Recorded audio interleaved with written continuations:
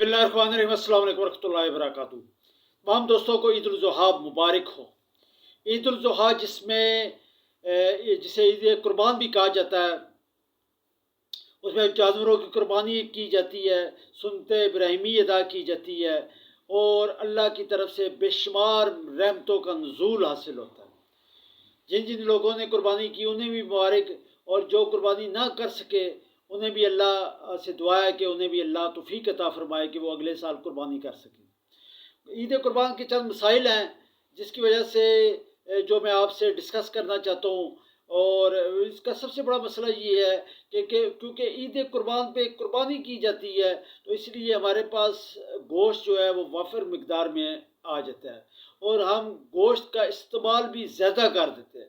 मतलब जो शख्स आम रूटीन में हफ्ते में पाव गोश्त खाता है, वो ईद कुर्बान में रोज़ाना आधा किलो गोश्त वो खाता है, जिसकी वजह से मैदे पे बोझ पड़ता है। क्योंकि एक मैदा जो है, जो रोज़ाना उसकी कैपेसिटी जो है एक पाव गोश्त की है, जब उस पर आप 1 किलो गोश्त का बोझ डाल देंगे तो मैदा जो है वो ख़राब हो जाएगा, मैदे पे बोझ पड़ जाएगा, मोशन भी हो सकते हैं। इसके अलावा हमारी अंतड़ियों पे बोझ पड़ सकते हैं, अंतड़ियों में इन्फेक्शन पैदा हो सकती है।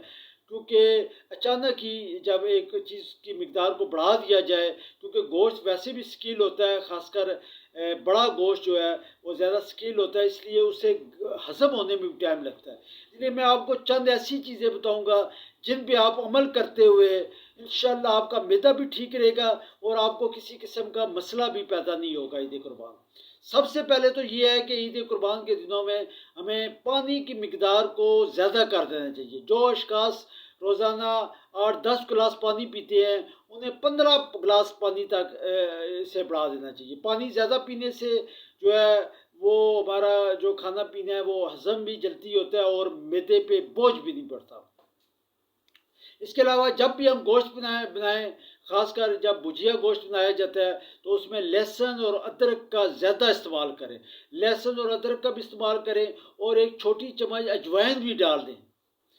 जब हम अजवाइन भी डालेंगे तो इससे जो हमारा निज़ाम हज़म वो मजबूत होगा और जो हमारा खाया पिया है वो हज़म भी जल्दी होगा और मैदे पे बोझ भी नहीं पड़ेगा। अजवाइन, अदरक और लहसुन का इस्तेमाल हम खानों में ज़्यादा से ज़्यादा करें। इसके अलावा जब हम खा लें तो खाने से पहले भी कुछ देर पहले वॉक करें और खाने के आधे घंटे बाद भी हमें वॉक करनी चाहिए। वॉक करने से भी हमारा जो है खाना पीना वो जल्दी हज़म हो जाएगा।